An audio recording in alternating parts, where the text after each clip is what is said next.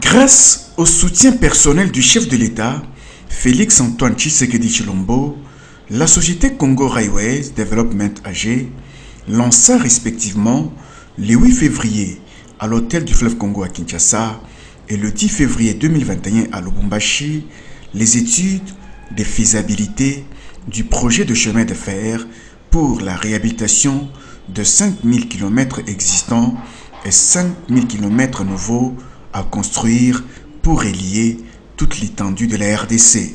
En ce jour, on lance les études de faisabilité pour le projet qu'on vient de nous présenter.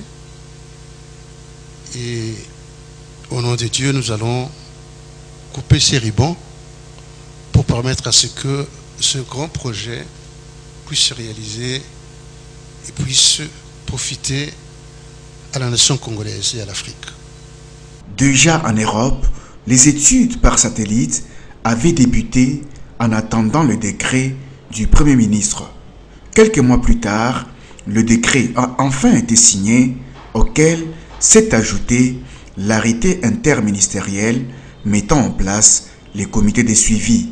Ainsi, s'est tenue le jeudi 2 juin 2022 la première réunion du comité de suivi au cabinet de Madame la ministre d'État, ministre du portefeuille, avant l'arrivée, la fin de ce mois de juin, de la délégation d'une trentaine des investisseurs pour lancer les études de faisabilité sur le terrain afin de comparer les données prises par satellite à partir de l'Europe et celles proprement dites de terrain. Cela va commencer simultanément par les tracés Kinshasa-Banana et Sakanya-Dilolo pour relier le chemin de fer de Lobito en Angola. Les projets de la mise en concession dont il est question concernent 10 000 km des réseaux ferroviaires, dont 5 033 existants à réhabiliter et 5 000 nouveaux à construire. Avec la réhabilitation du chemin de fer dans l'ex-province orientale, la RDC aura la possibilité d'évacuer près de 300 millions de tonnes de fer pour un chiffre d'affaires de plus de 30 milliards de dollars américains l'an. Ce grand projet, estimé à 25 milliards de dollars américains, sera entièrement financé par Congo Railway Development AG.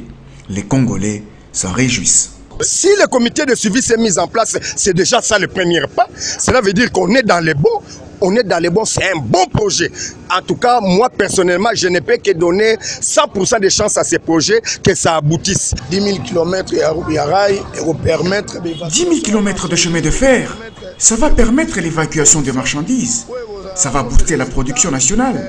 Le PIB va augmenter. Ce projet-là, nous on le veut, parce que notre pays est vraiment enclavé. Il faut les désenclaver. À la fin de ces études projetées, début 2023, le projet offrira l'opportunité d'emploi direct et indirect à plus de 3000 techniciens expatriés et à plus de 100 000 Congolais.